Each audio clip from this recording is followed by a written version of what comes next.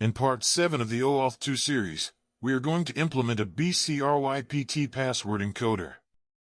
BCrypt is a password hashing algorithm that uses a salt and a variable number of rounds to slow down the process of generating the hash, making it more difficult for an attacker to use pre-computed tables to crack the password. This algorithm was designed to be computationally expensive, making it more resistant to brute force attacks.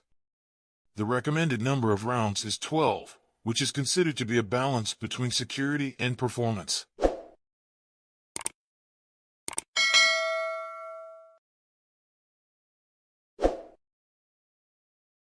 We are back in Eclipse. Today a new version of Spring Boot is available, and we have used it immediately in our projects.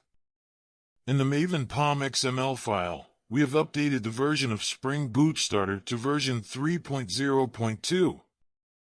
The only class that we need to modify in the video is the security config class of the Spring Authorization server.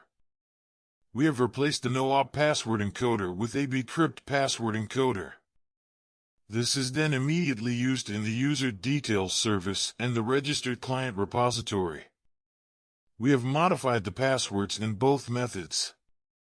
This was a short video. In the next one, instead of using an in-memory user details manager, we will fetch users from a database using the user details service.